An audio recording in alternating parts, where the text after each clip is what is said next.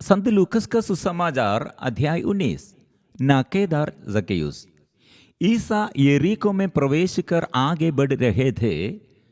जकेयुस नामक एक प्रमुख और धनी नाकेदार यह देखना चाहता था कि ईसा कैसे है, परंतु वह छोटे कद का था, इसलिए वह भीड़ में उन्हें नहीं देख सका। वह आगे दौड़कर ईसा को देखने के लिए एक गूलर के पेड़ पर चढ़ गया, क्योंकि वह उसी रास्ते से आने वाले थे।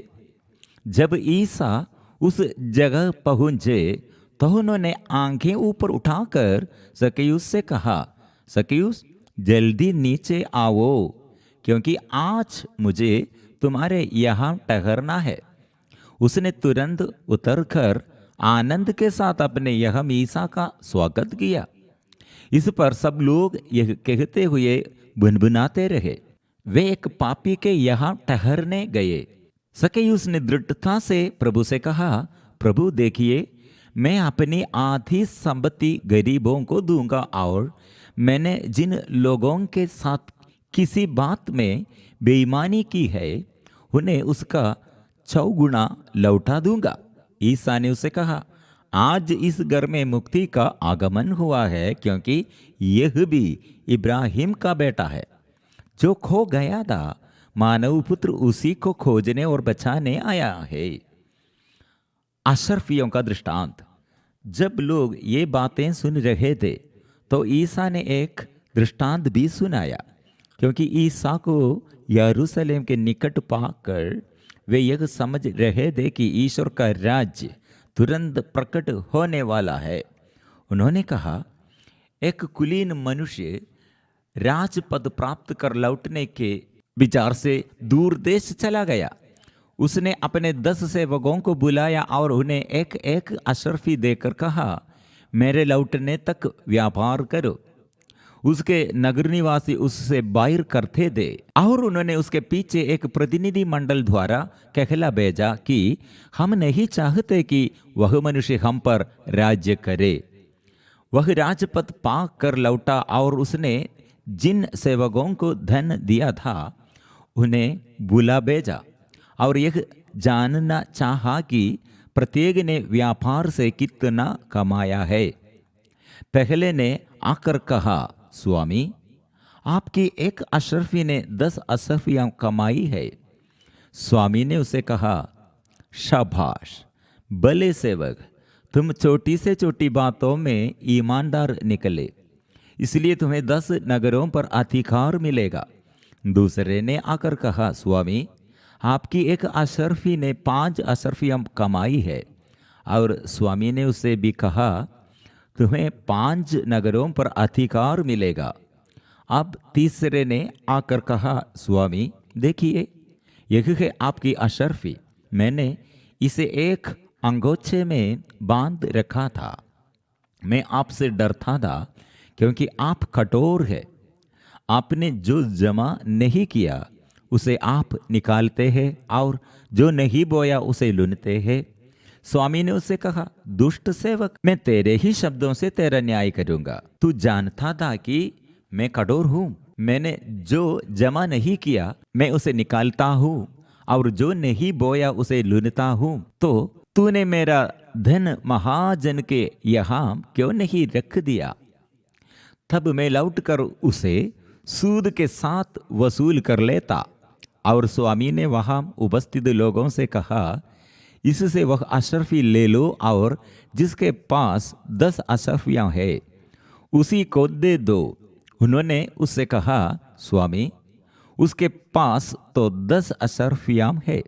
मैं तुमसे कहता हूं, जिसके पास कुछ है उसी को और दिया जाएगा, लेकिन जिसके पास कुछ नहीं है उससे वह भी ले लिया जाएगा जो उसके पास है।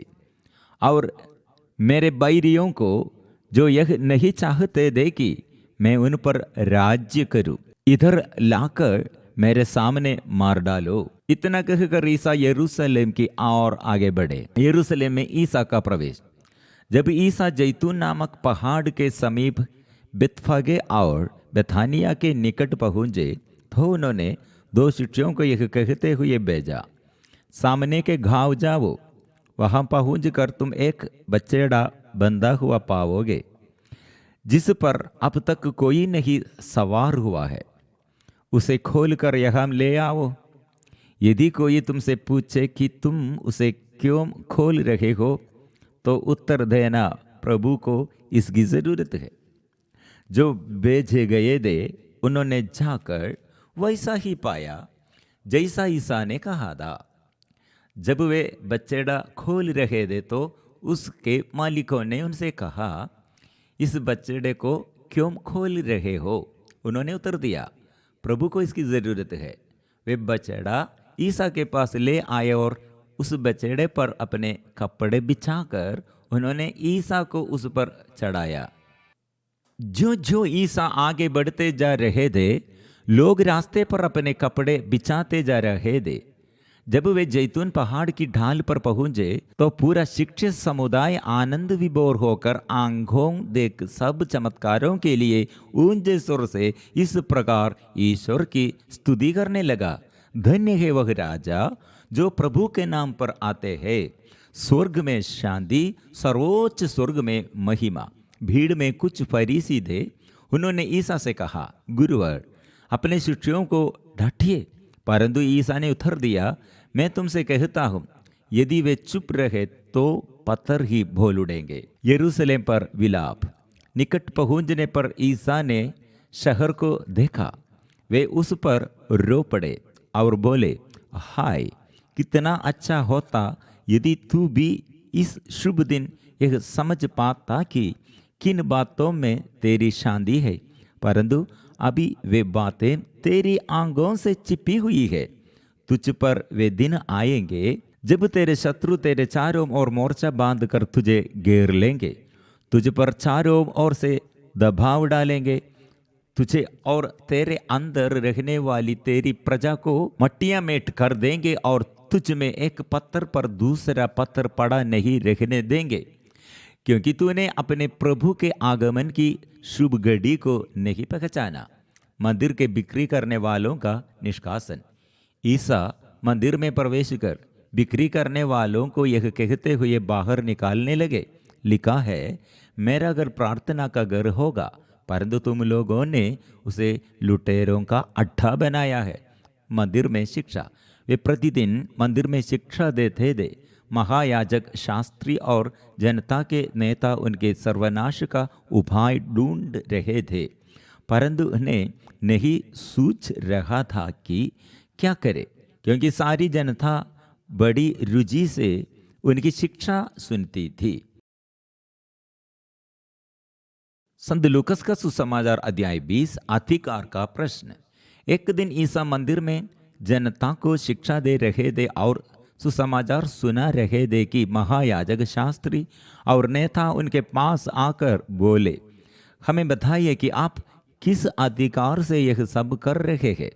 आपको किसने यह अधिकार दिया? उन्होंने उनको उत्तर दिया, मैं भी आप लोगों से एक प्रश्न पूछना चाहता हूँ, आप मुझे बताइए, योहन का बपतिस्मा स्वर्ग का था अथवा मनुष्यों का? उन्होंने यह कहते हुए आपस में परामर्श किया, यदि हम कहे स्वर्ग का तो यह कहेंगे, तब आप लोगों ने उस पर विश्वास क्यों नहीं किया? यदि हम कहे मनुष्यों का तो सारी जनता हमें पत्थरों से मार डालेगी, क्योंकि उसे पक्का विश्वास है कि योहन नबी था। इसलिए उन्होंने उत्तर दिया, हम नहीं जानते कि वह कहाँ का था। इस पर ईसा ने उनसे कहा, मैं भी आप लोगों को नहीं बताऊंगा कि मैं किस अधिकार से यह सब कर रहा हूँ। हिंसक असामियों का दृष्टांत।